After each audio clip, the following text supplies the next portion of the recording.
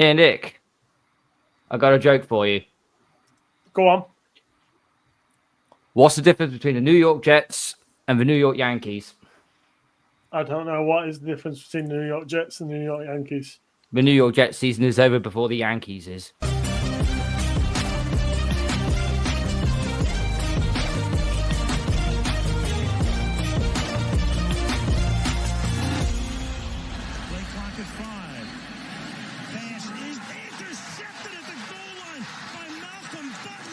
Toss to White.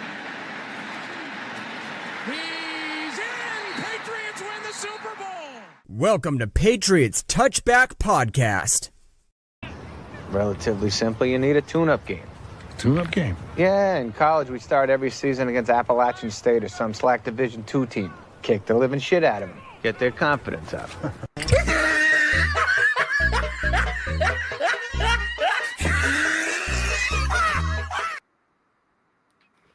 What's up, everybody? Welcome back to the Patriots Touchback Podcast, Season 3, Episode 21. We are here to review the W, the win over the Carolina Panthers, 42-13. The biggest scoreline we've put on the board I think it's like close to a decade. I've got to be honest, it's close to a decade.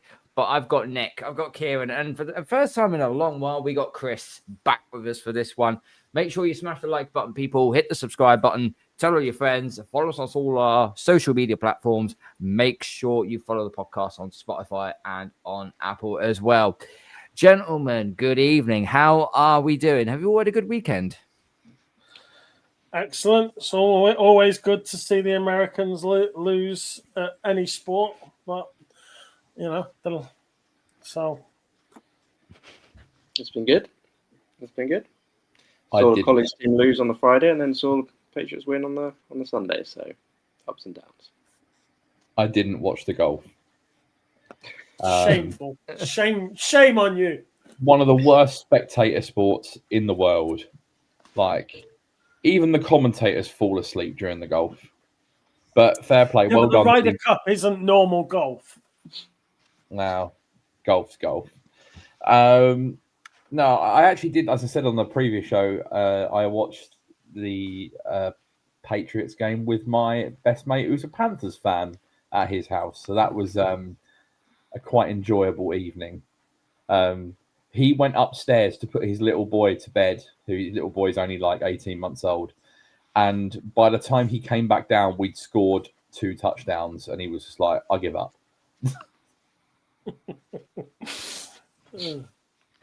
I mean, there are worse. You should have rewound it and so you could watch it all again. He came down. I was like, "You don't want to look at the score," and he was like, "For fuck's sake."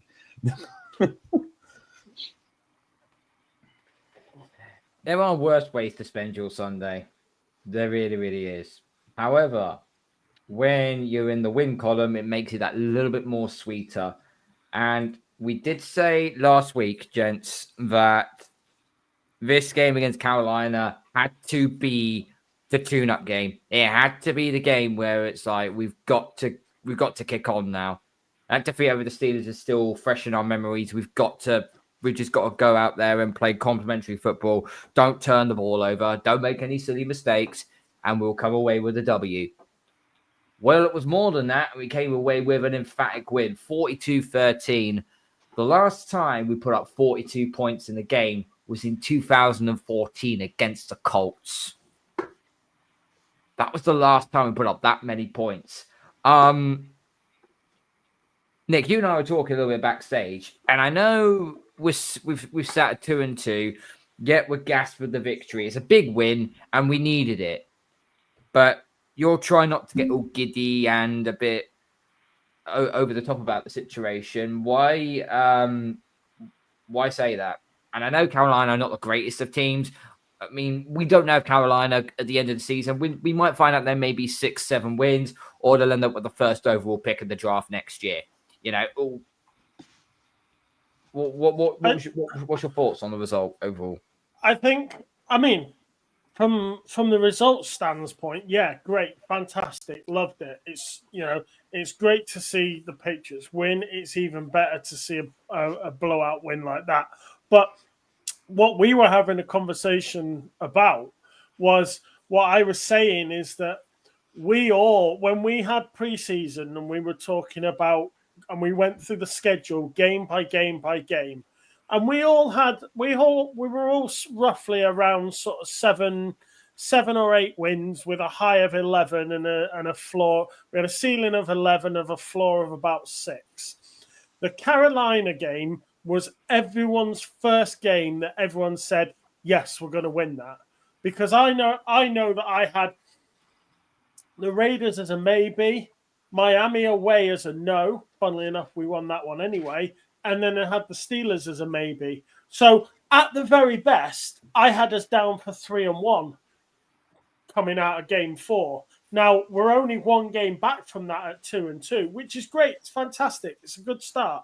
But you look at the mistakes we made against the Steelers, we were much better this week. We didn't shoot ourselves in the foot. But we have got a long way to go to turn ourselves around and become the team that we want to be.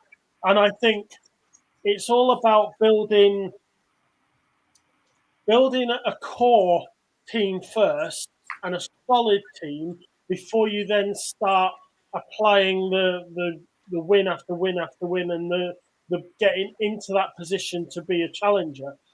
I said earlier, a few weeks ago, I would quite happily be on the precipice of a playoff, but not actually get in the playoffs. But finish somewhere in that sort of early middle third of teams and roll on to next year and improve again. But I just think it's only Carolina. Yes, we don't know how good they're going to be, but they're never going to be great. So it's a game we probably should have won anyway. So it's just about containing your excitement. Kieran, what do you say? Yeah, I tend to agree mostly with what Nick is saying. Definitely agree in the sense that we definitely had this earmarked as a victory. And it was a game we were favoured in, and as long as we didn't play like we did against the Steelers in terms of the mistakes and shooting ourselves in the foot, I think we were all pretty confident we'd win the game. I think the thing you look at is just how efficient we were in this game, and the fact that we quite easily could have won this game in control and put 27 points on the board, but we put 42. Like, that's, like you said, Carl, the most amount of points the Patriots have scored in a game, since 2014? Mm-hmm. Like, this is a bit of an anomaly, really. I don't think anyone forecasted us to put 42 points on the Panthers, especially the week after they shut out the Falcons. So I think you've got to credit us for putting that amount of points on the board, and we showed our capabilities when we aren't trying to beat ourselves, and I think that's an immense positive. So yeah, I think aside from the first drive the Panthers had, I think we can be extremely happy about all phases of this game from that point onwards. Chris, what about you? Obviously, you've been away from us for a fair while. Talk to us. What was your reaction after the Panthers win? Yeah, kind of mirroring what everyone's saying. It's a game that we should have won. It was a good game to watch, but I would say if we perform like that against a better developed defensive front, then it's going to be completely different. There was a lot of silly mistakes that were there. There was a couple of silly offensive holding ones on running backs. I noticed, was it Davis, I think, had like 4 or 5 defensive flags against him. It's things like that you're not going to make a playoff if you're making those kind of mistakes. You're fine when you're playing up against a team that, let's be honest, the Panthers, they're a developing team. They're a team they're rebuilding. They're still kind of living, in my opinion, I'd say they are kind of still living off the Cam days. I know it's sort of maybe a little bit controversial, but it was a good game. It was a good game to watch, and I was really pleased that we did win. But there's still a lot of work to be done. They've obviously worked on, ball security has been a big thing. There was no fumbles, I don't think, at all throughout the game. I don't think there was anything. But there's a lot of silly penalties that are still being given away. So it's positive. I think it's positive. but constructive work still to be done. We'll get on to Drake May's performance in a little bit, okay? But the first thing we're going to do is do what I would call our play of the game. For the second time in 3 games, the greatest kickoff and punt return we've ever seen, Marcus Jones done it again. On a punt return, great box on special teams, and he took it back to the house for a touchdown. And he almost had another one had it not have been for the punter being the last man. I was like, he had like 20 yards to go, beat the punter, and the punter beat him. It's like, oh no. It wasn't even a tackle, was it? He just ankle attacked him. He just ankle attacked him, yeah, basically. But we got a touchdown on that respective drive anyway. Special teams was absolutely amazing. The first thing I texted everyone was like, Jeremy Springer needs a pay rise. Immediately needs a pay rise, because this guy knows how to get the best out of this crop of players. That's one thing I had written down here. We had the victory that we had was a complete victory. We had contributions from all phases of the team, from the offense, from the defense, and from special teams. Everyone contributed to that win. That is the sort of team effort that you really want to look at and say, that is how you move forward. Brendan Schooler finished the game with 3 special teams tackles. That doesn't happen every day. Nope. Spillane got another 10 tackles. That doesn't happen every day. So in isolation, there are moments that are absolutely fantastic. We have to build on them, and we have to continue to be consistent in what we are doing intermittently. Go on, carry on. Sorry. No, it's fine. Overall, if there's one thing we have been good at in the past where we know we can excel on, is special teams. Especially now with the new kickoff rules, you see now a lot of players bringing the ball out instead of letting it bounce in the end zone, which will go to the third start, the 35-yard line. I think this helps Marcus Jones a lot more. I think the more we look into this, he's just so dynamic in the way. If he was just particularly there, it becomes unique how New England want to continue with their special teams play. And more importantly, Marcus Jones, if he just wants to just be the kickoff and punt returner and not play defense, which we know he's a slot corner, but we know that his main strength is on special team with the kickoff and the punt returns. But once again, he's done it 2 out of the last 3 weeks. Absolutely quality. Absolute quality. He's going to go down as arguably one of the best, if not the best, returner in Patriots history at this rate. He's already racking up those return yards. He's already going up the stats as the most return touchdowns. Like he could have been 2 in this game. So fair play to him. And like you said, we've had 2 massive special teams plays ever since the special teams gave up that horrendous return to Malik Washington in Miami. It's like they've completely flipped, and now like we're dominating on special teams, and we seem to be able to have a threat to return the ball at any point. It's not just Marcus Jones. Obviously, we saw Travion Henderson house one in preseason, so it kind of shows like no matter who's back there, if they've got some juice, we've got a chance to return it. So yeah, it's an exciting weapon for us having a returner of that ability. We've got a comment here from Polar Knights here. Pick up Polar Knights. As a barber, I love this show, and the men's cams. It is at every stage of beard growth. Brilliant.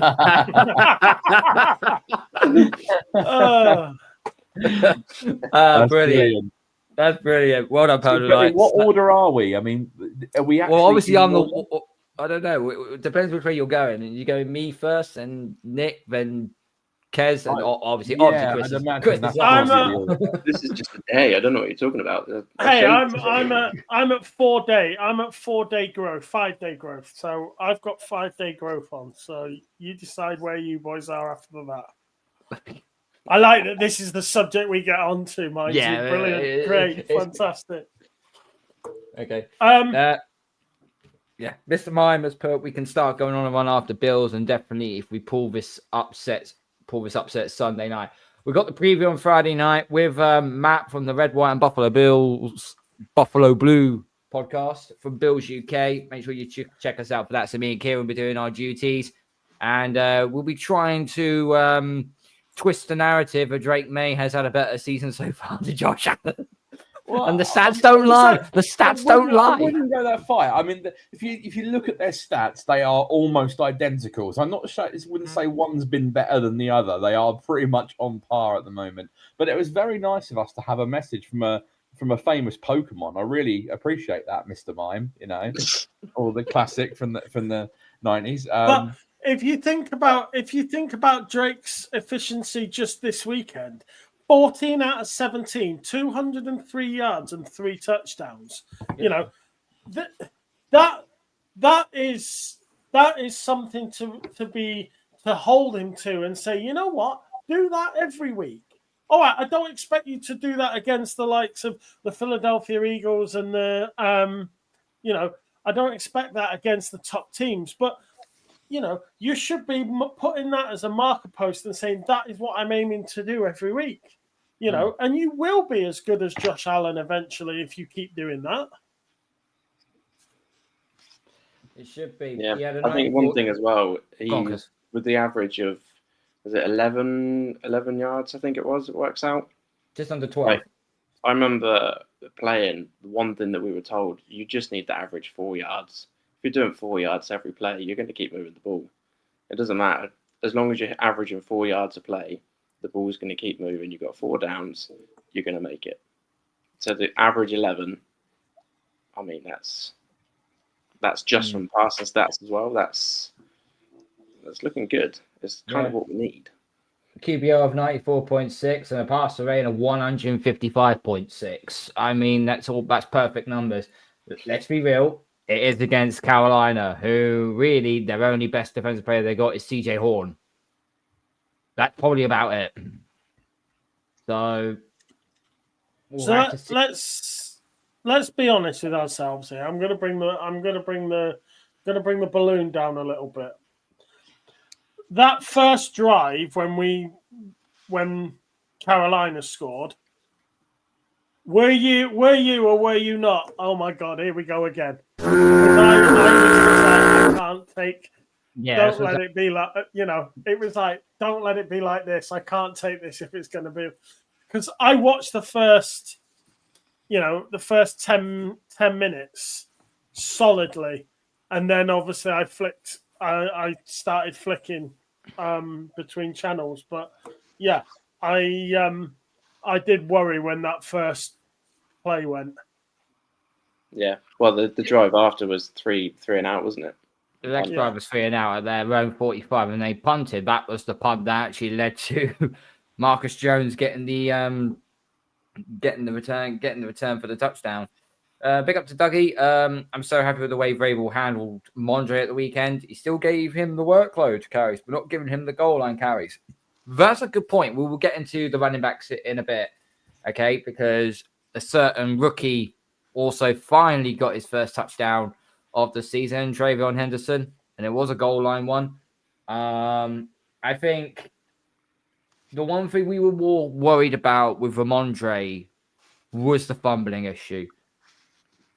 We've always said that in order to hold on the ball, if push comes to shove, you've got to hold on to the ball with 2 hands.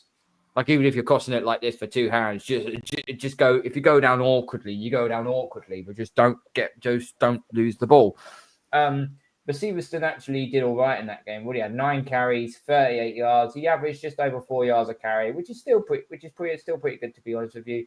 But he only had 1 catch for 3 yards in the passing game. So I think they didn't limit him on the running game, but they did limit him to the passing game. Because Trayvon Edmonds had 2 catches for 14 yards, and then he had 7 carries for 32 yards, an average of just over 4.5 yards per carry. But obviously he got the TD as well. And then so did Antonio Gibson as well. He came in with the touchdown as well, which was great to see. But once again, Ramondre Stevenson, he had a fairly decent game against Miami, fell to pieces at Pittsburgh. He's had a fairly steady game this time against Carolina. So we expecting him to fumble next week against the Bills? Or are we going to start getting a level of consistency I feel now? like they've done a lot of work on it. And there was an interesting discussion on the Pat McAfee show this week. I think it was Monday night. And they were saying about how there's when you're running with the football, you're looking forward. And if you look back at Stevenson's fumbles, they've all been, or majority of them have been from behind. And that's not where you're looking. You're not even looking peripherals, you're looking forward. You're not even thinking about the guy coming behind and punching the ball out. And it was an interesting conversation they were having. And I sort of went back and I was looking at Stevenson's carries and what he's had. And most of them have been from behind. And I feel like part of that could come to the O-line. Part of it could be, you finish, you go to the whistle. Maybe there's something there. But also on top of that, I feel like Vrabel and all of the coaches have probably been saying, like you just said, you protect the ball with both hands and you're aware of what's coming from behind you as well as what's heads up in front. I feel like that's a big part of the game that they need to be certainly aware of. I think with regards to the running game, one concern for me at the moment is that the run blocking still is a work in progress. And I do think it will improve, but you look at the stat line for the running backs and it's not great. Henderson, like 9 carries for 32 or whatever it was. Mondre, 9 for 38. Like, they're not blowing open holes. And Henderson's the one with the home run speed, and not once has there been a big hole opened up for him where he's ripped off a big run. And he's doing what you'd expect him to do in terms of his running style. He's being explosive. He's trying to hit the holes, but they're just not there. And that's why you're seeing these very mediocre pedestrian stat lines, because as much as the offensive line have been much improved in pass protection and their pass protection efficiency rate and their grading is all quite high, like the run blocking isn't mirroring that. And at the moment, we're not really running all over teams. And we have got, when we don't put the ball on the ground, we have got a 3-headed monster. We've got 3, decent running backs. I think Henderson will go on to be a star, but like 3 NFL caliber running backs at the very least that should be able to gash teams for 150, 200 yards a game. But the run blocking is just letting us down at the moment. And that's why you're not really see us run the ball too effectively. And that's probably why Drake is throwing the ball as much as he is in some games. The other game, he threw the ball over 40 times. A little bit less in this one. But yeah, I think that's definitely got to improve if you want to see more production from the running backs. Nope, I agree. The running game still needs a little bit more doing to it. I don't know if it's because Ben Brown was playing at left guard, although saying that Wilson was also struggling in the interior as well, trying to create holes in the running game. One person that was not problematic though of creating holes in the running game or just pass blocking in general was once again our left tackle Will Campbell, who pretty much had a clean slate on his docket. Where is it? Here he is. 22 pass block snaps, no sacks allowed, no pressures, no hits, no hurries, 100% pass blocking efficiency, and 87.9 pass block grade. Pretty much a clean day for Will Campbell as well. We did give up a sack. Sorry, Chris? A couple of nice pancakes in there as well. I don't know if you saw it. Yeah. Have I got I don't think I got the video of it. Is that it? No, that's not it. Oh, damn. I thought I had it. No, I haven't got it. Never mind. I'll bookmark it next time. But no, I did see where he's literally just shoving people out the club for fun here.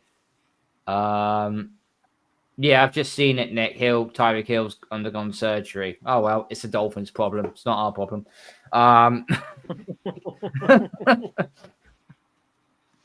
We squished the fish in week 2. No one cares.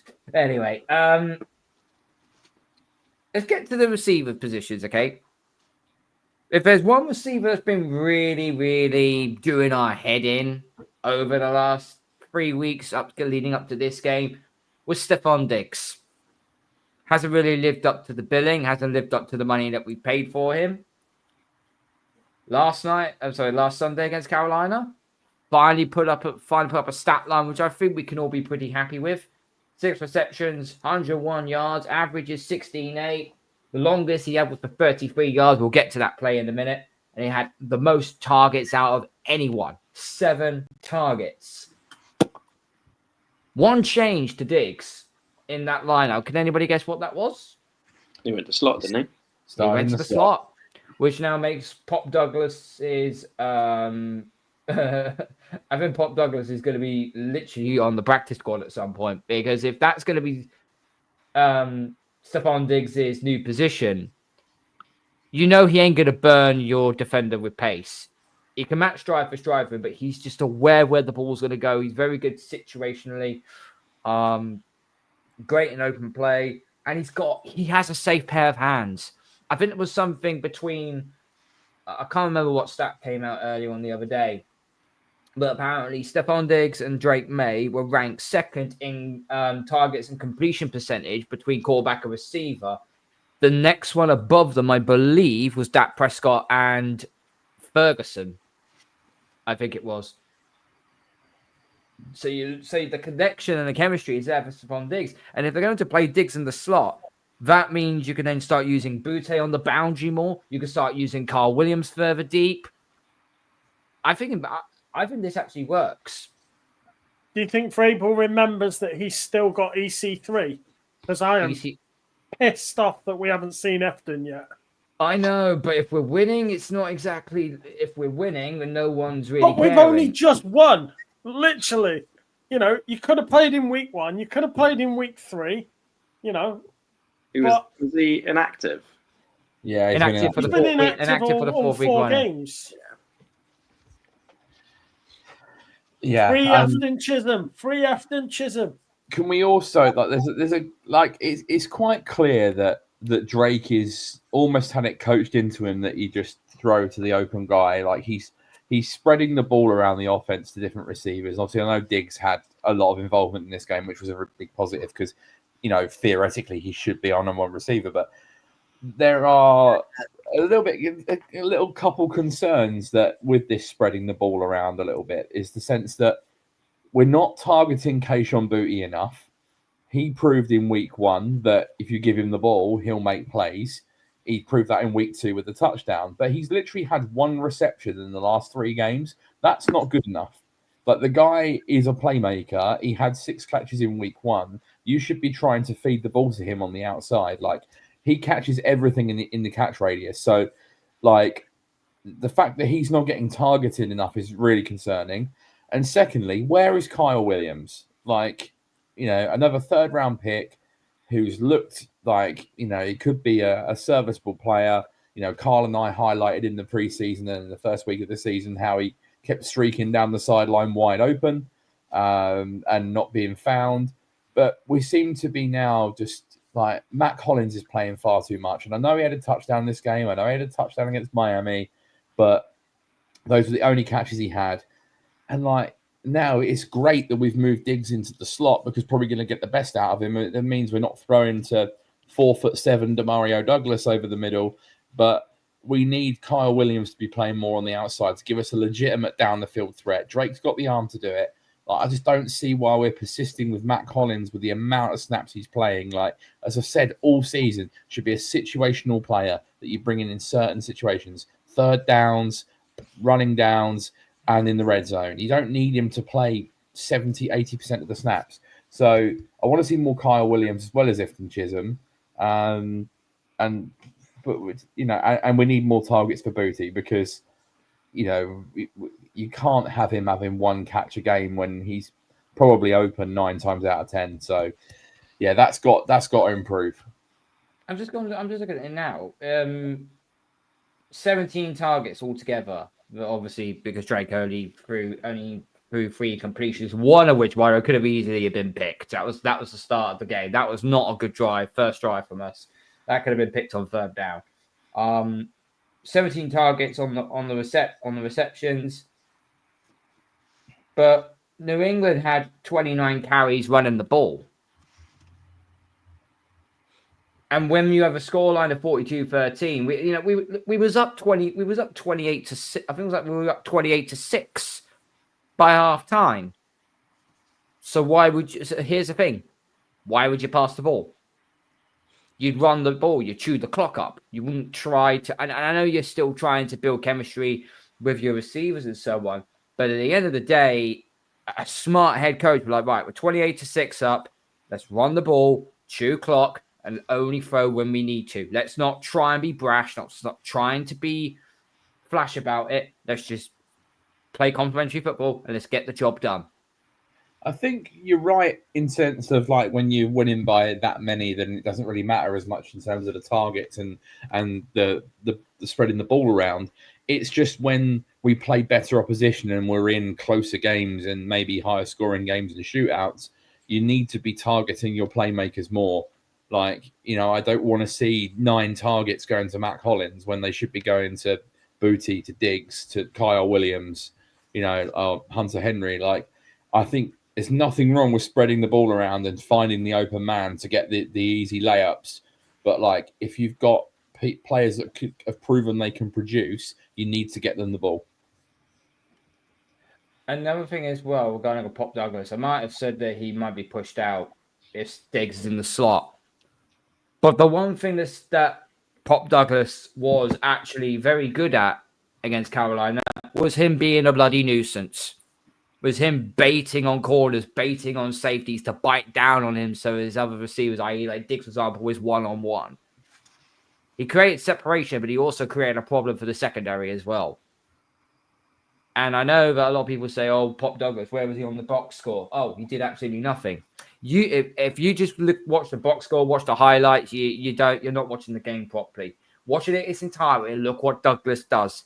The way he moves defenders, with his eyes, the more he gets safeties to bite down on him. So the likes of Henry can get one-on-one. So the likes of Diggs can get one-on-one. So the likes of Butte can get one-on-one. He's actually causing havoc.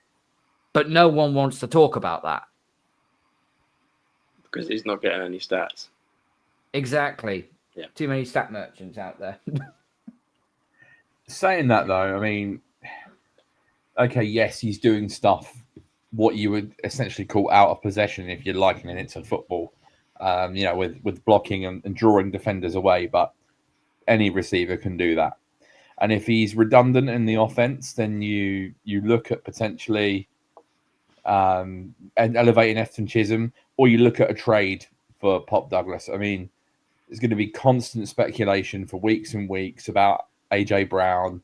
I don't know whether we're going to pull the trigger. I've always been in favor of keeping the draft capital because we need better young players. We've, as it looks at the moment, we've nailed our last 3 first round picks with Gonzo, with Maye, with Campbell. We need to keep nailing young draft picks to get the team better. That's how you acquire talent. Elliot Wolf and Mike Vrabel, and even going back to Gerard Mayo, have said it's difficult to get players to New England in free agency.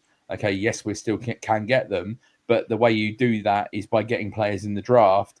And I'm not sure I would want to give up premium draft capital to go and get an AJ Brown. It would be very much conditional on the deal. Like anything more than a second round pick and I'm out, Like, I don't think he makes that much of a difference to the offense, to be honest. He's a very good receiver, but we've got other positions that we need to keep strengthening out. And I wouldn't want to throw that capital away.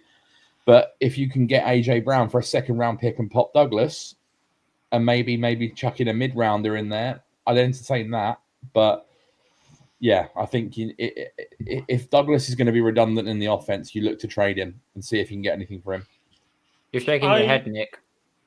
Well, no, I agree with Kieran in the sense that yes, I would consider a 2 for AJ Brown.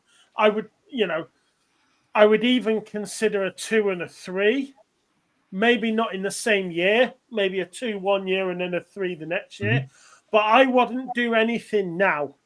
If you're going to get it, for example, and I'm just using AJ Brown there as an example. Let's say you do decide to go after AJ Brown. You know that Mike Vrabel didn't want to get rid of him at Tennessee. I think that was a decision that was made above his head. Yeah. But, I think if you're going to get AJ Brown, he's somebody that you go after the season's finished. Because if it continues, you don't know what the land is going to look like in 5 weeks' time when it's, when it's transfer deadline day, as we say. And I think there may be other teams that would pay more money for AJ or pay more draft capital for AJ Brown than we would even want to or even could. So I don't think worrying about AJ Brown now is something that you should get caught up in. See where, but there are some really good players coming out of the draft this year. I am only just starting my draft stuff now, and it's I'm already getting excited, and we're not technically, we're just about to hit October, and I'm getting excited about the draft. So there's plenty of talent coming out. Let's just not like Kieran said, let's not blow our entire draft capital on somebody that might not do the business. Yeah, I think, and just to piggyback that, you spot on in the sense that, we'd all love an AJ Brown in this offense. And yes, it would improve things. But to what extent? How many more wins do we get out of having AJ Brown in the offense? Maybe one more? I think that's the kind of move you make when you're on the periphery of the playoffs and you want extra something to go over the line. If we're at the deadline and we're in a chance of winning the division and potentially going into the playoffs and we're looking like we could be a decent playoff contender, then I can understand pulling the trigger. But I don't see why you would make that move now. And you often see at the deadline anyway, the teams that make the moves are those that fancy themselves to go deep in the postseason. And if we don't have that expectation, then you don't pull the trigger on a trade because it's just worthless. So, yeah, I agree. If you're going to go after him either if you're in the position you want to be or after the season. I think one thing is clear is I don't think he'll be there much longer with how things are going. No. I think you're both right as well. I do agree. I think as well, you bring somebody in like AJ Brown that pushes everyone else down the depth chart, and it's going to drop people off the bottom of it, and it could drop off the bottom some people, which actually could be useful to come towards the end of the season.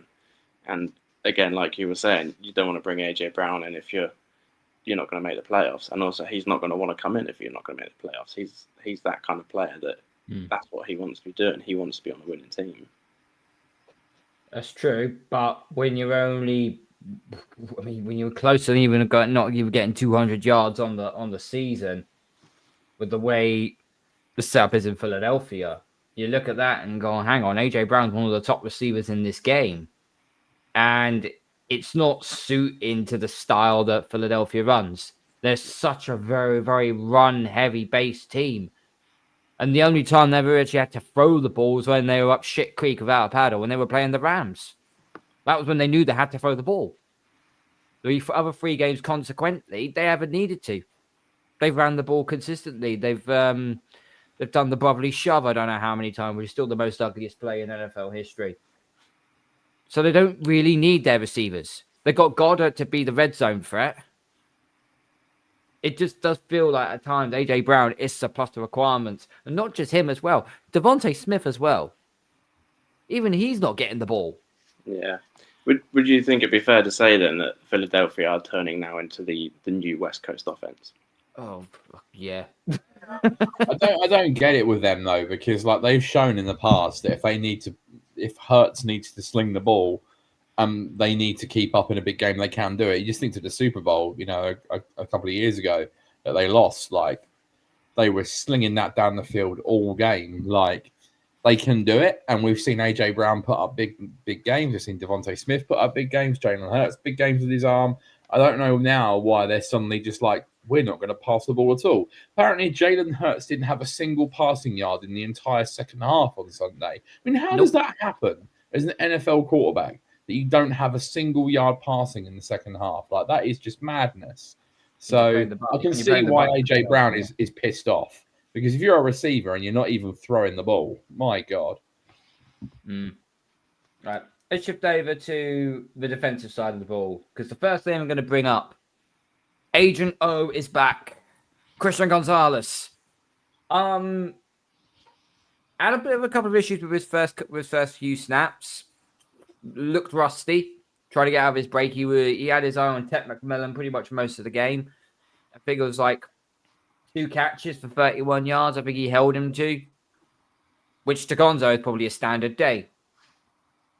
Really. But it was good to see Gonzo back. And what we also saw, and I know the Panthers, all they've really got is Ted McMillan. All right. Ted McMillan's going to be a star in this league, but that's all they've got to work with right now on the receive, on the perimeter. Right. With Gonzo returning, Carl Davis was able to move as the CB2. That basically means that we were able to play a lot more man coverage, and that then opened up the tap for the likes of Milton Williams, for the likes of Christian Barmore, to literally come after the quarterback. And yes, we only managed to get 1 sack, and Kevin Chase on as well. Yes, we only managed to get 1 sack in the game, but the amount of pressuring that we gave on Bryce Young was pretty instrumental. So I think having Gonzo back is going to help us in the long haul.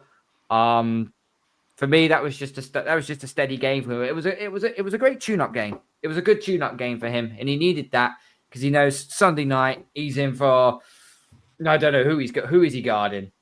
Keon Coleman, Dalton Kincaid. He's got his man covering one of 2. Probably Keon Coleman. Yeah. Were you surprised at how many snaps Gonzalez took? Because he took 46, which was 70%. For his first game, I would have thought he'd have been eased in and just maybe taken, 50% at the most, and then worked up. But then again, I guess if you've got Buffalo next week and he's going to have, so maybe that is working him in by not have. It's one of those. How many times do we see at home here in our football? Player comes back from injury, you're pushing too hard, too early, and he breaks down again, and we can't afford that. It was just one of those when I looked at how I didn't realize when the game was on, I didn't realize how much he was playing. But it was only afterwards when you break it down and you think 70% for a guy just coming back from injury. That was probably a little more than I expected. Yeah. Just to let you know, eventually the defense pressured the Panthers QB on 40.6 of his dropbacks. So nearly half the time he was literally being swarmed. So that does help. One thing that is a concern though, Carl, and it's something that we've highlighted on this show already this season, is the safety play is a bit of a worry. Now, I know Hawkins had a bit of a problem with his hamstring, and Craig Woodson is a 4th-round rookie that's had ups and downs this year, but that seems to be a real vulnerability at the moment, which makes the decision to cut Jabril Peppers look ridiculous. Because, I agree. We've gone from having Peppers and Duggar, who are on their day tremendous, to Hawkins, who's bounced around the league, who's very up and down, and a 4th-round rookie. And I feel like teams are really going off that now. Craig Woodson, I think he's going to be a good player. He's definitely shown flashes this year, but he got beaten for 2 touchdowns in this game. That's a real vulnerability, I think, of us at the moment. And ultimately, when we have Gonzo and Carlton Davis on the field, teams are going to be reluctant to throw on them. So who are they going to go after? The safeties and the linebackers, which seems to be the real weakness of the defense at the moment. So that's got to tighten up. Otherwise, we need to have a look at maybe the personnel that we're rolling out there, because at the moment that is being exploited a bit. Well, the thing is, though, Spillane was missing a lot of tackles. So was Christian Ellis, for that matter. Over the last 2 games, they've kind of cleaned it up a little bit more now with their tackling. Because I think it was who got the most tackles? It was Gibbons, actually. Yeah, Gibbons has obviously come in for Ellis, but then was rotating out still. Obviously, Spillane's the mainstay, but yeah, that's been a weakness of us. I don't know how much that changes when Tavai comes back, but maybe they need to look at what's going on with the safeties because, I mean, I know that he's had his injuries and inconsistencies, but I would still roll Duggar out there. I genuinely would. There is a consideration you could do where you put if Jelani Tavai is returning at linebacker, you could then push Marty Mapu back into safety. Potentially. That's one way you could work it. But I agree with you. I think Duggar needs to come back in at some point, even though he's had a rough camp. But at some point, the safeties is becoming a bit of an issue. But overall, I was pretty happy. People say we don't have explosive plays in this offense. Well, in this game, we had plays of 24, 21, 22, 22, 33, 30, and 31 yards. So we had 7 total plays of 20-plus yards. So much for dinking and dunking on Josh McDaniels' offense. Yeah, it's not like bombing 40, 50 yards down the field for like Carl Williams or someone like that. I just think the more the weeks are going to go on, Josh McDaniels is slowly open up more pages of the playbook to Drake. Right, this is what we're going to do next. This is what we're going to do. This is what we're going to do now. I reckon at some point within the next 2 to 3 weeks, we are going to see a huge bomb drop by Drake Maye. I don't know who's going to get on the receiving end of it. I don't know. But I think at some point he will say, right, now test your arm strength. Now go for the big one. And I think that's what that's what most of the fans are waiting on. We're waiting for that final big bomb straight over the top. It reminds me of Josh when he was at Denver with Tebow. Because if you think back, when Tebow Mania was at its highest, if you watched every game that he played, he did that little bit more. He did that. He was logically adding steps to his game. He did that a little bit more. As Tebow Mania in itself was a whole sort of different thing. But as he did that little bit more every game, he got that little bit more popular. And I'm not saying Drake Maye is Tebow, and I'm not saying Tebow is Drake, but you can see as Drake Maye becomes more and more comfortable within his own surroundings, he's beginning to take on more and more of what Josh is obviously, I assume, asking him to do. And I think it all shows positive movement in the direction of what Drake and Josh are trying to do as a combination. And I think that's what we're building up towards, because he knows now the Buffalo game. There are going to be times. I think there is going to be times where Drake will have to start making chunk plays and going deep downfield, because at some point, if the defense ain't going to stop the Bills, which I don't think they will, at some point, you just going to have to fight fire with fire and make it a fireworks display.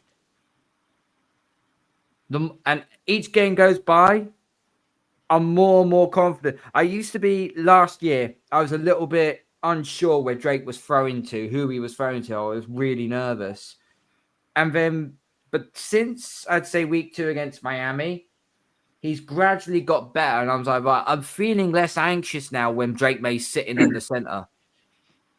That's when you know you could potentially have your quarterback for the future. I know it's very, very early days yet, but he continues up. If he goes toe-to-toe with Josh Allen on Sunday, puts in an absolute masterclass performance, doesn't turn the ball over, no picks at all, and goes toe-to-toe with Josh Allen, puts on a brilliant display, and let's say we lose by a score. I'm not going to lambast the team and go, oh, shit, and it's another poor display. I'll just say we just pushed one of the best teams in the NFL to their limit with our quarterback.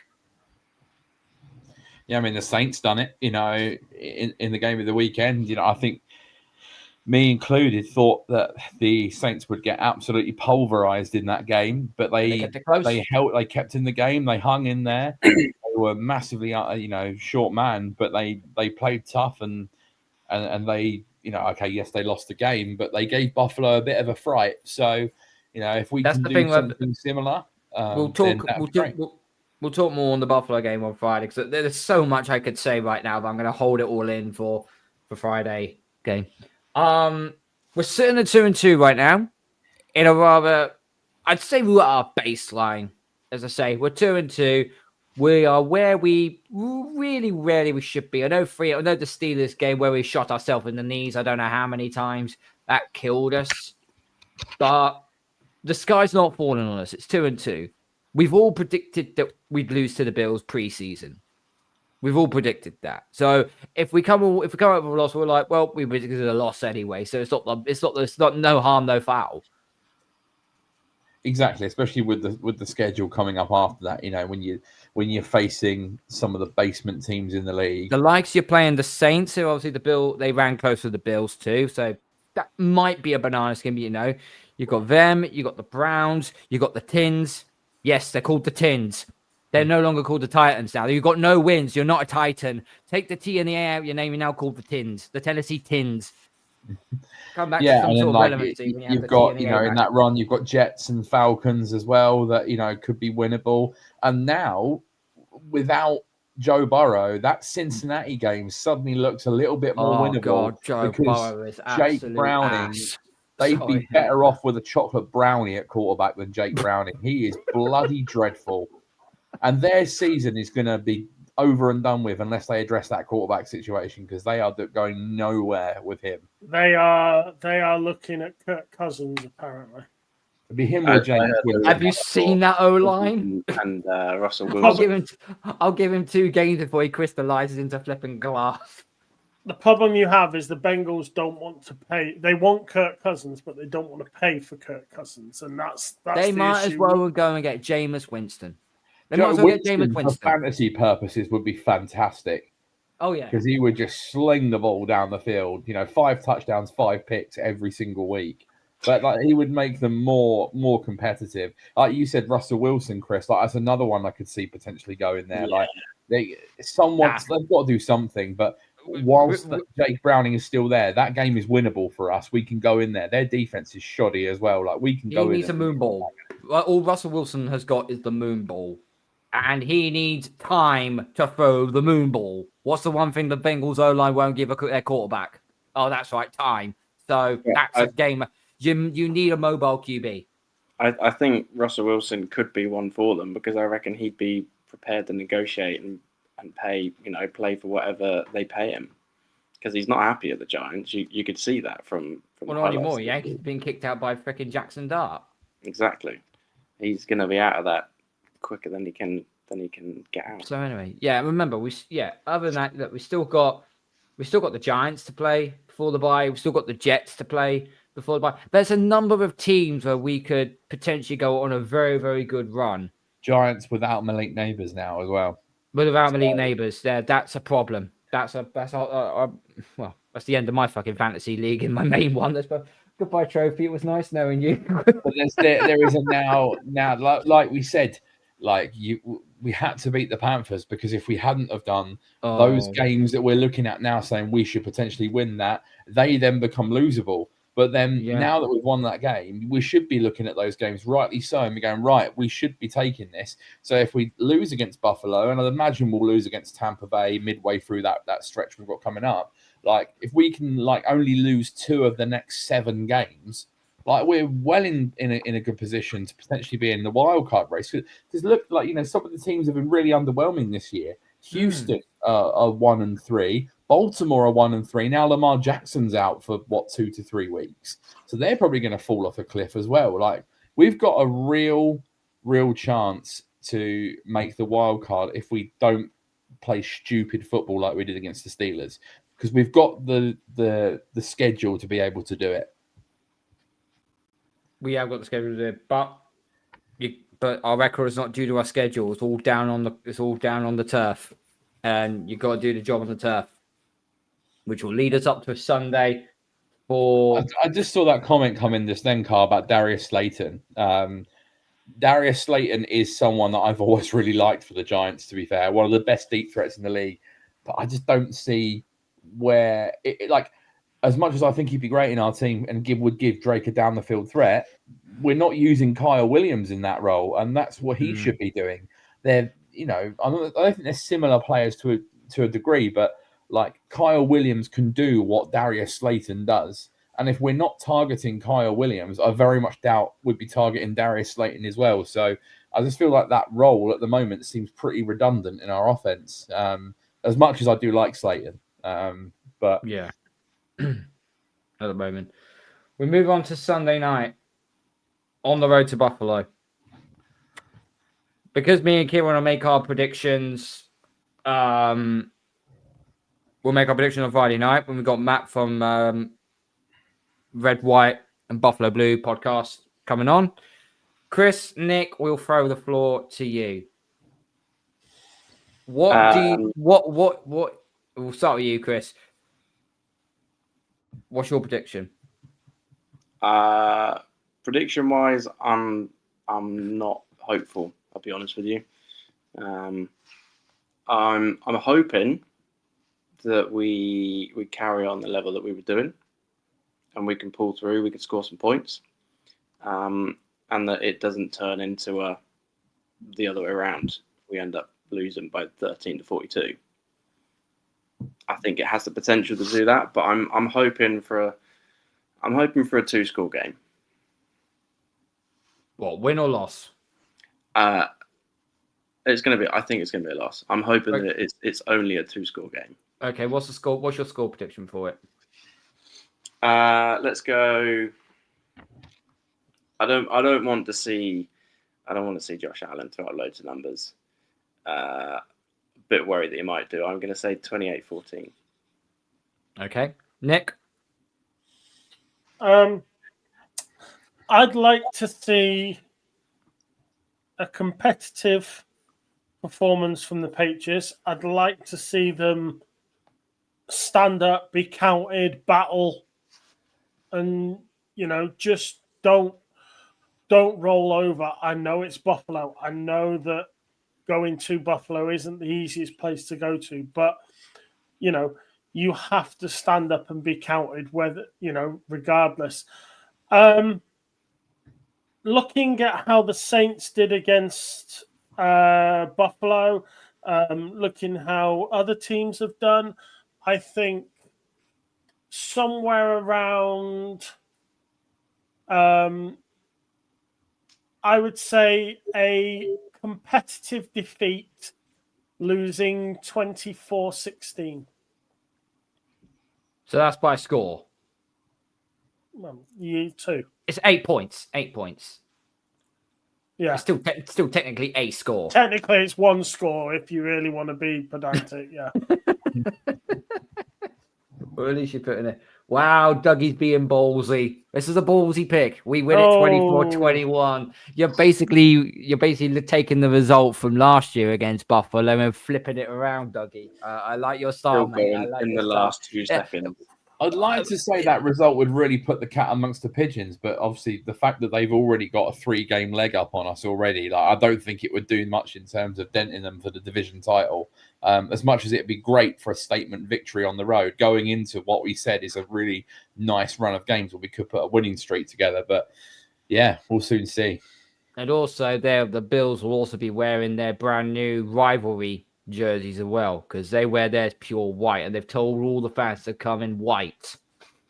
That means there's going to be no one in the stadium then, by the looks at it. I've actually heard that the Jets are going to bring out a new rivalry uniform. It's going to be all brown, and it's going to resemble the shit that they are constantly throughout the season. Oh dear! As I said, the Jets season is over before the Yankees season is. While we're on the subject of baseball, I'm not a baseball fan. I think no one on the panel here is a baseball fan. We know one of our lads is Joe. But since we are a Patriots podcast and we are probably Boston fans by default, we will say this: good luck to the Boston Red Sox They're in their wild card. They're in their wild card series against that godded, disgusting, toxic shithole known as Yankee Stadium. They have to play the New York Yankees 3 times there. Go and get 2 wins. Go in the divisional round. Go and get the victory. This is from us. So thank you. Gentlemen, thank you so much for being on. Much appreciated. Kieran, you're back with me on Friday for the preview of the Buffalo game. It's going to be an absolute hot one with Matt, and I think we're going to be in for a good one. What to say though, Carl, we have had some remarkable guests on our show already this year. I look forward to these preview shows every week. Obviously, I've not met. Is his name Matt? Is his name? His name's Matt. Yeah. I've not obviously met Matt virtually before. But every single guest we've had on so far has been fantastic. So I'm sure he will be too. And it's been great doing these preview shows. We're getting the view from the opposition. So I look excited for another one this week. Absolutely, mate. Absolutely. Thank you to everyone who's been watching. Thank you to everyone who's been listening. Thank you to everyone who's put all your comments in. Let us know what you think of the game. What was your play of the game? How did Drake Maye do, and so on. Please put your comments in the section below. We'll be back on Friday for the preview show against Buffalo with our guest of honor, Matt. But that's it for tonight. Make sure you smash the like button on the way out. Gronk, spike the subscribe button. Tell your friends. Follow us on social media platforms. And follow the podcast on Spotify and on Apple. And gentlemen, you know the mantra with when we had Slater as our captain. So let me do this one time before we get on out of here. How do we feel about stuffing up the Panthers? Oh, yeah. See you Friday, guys.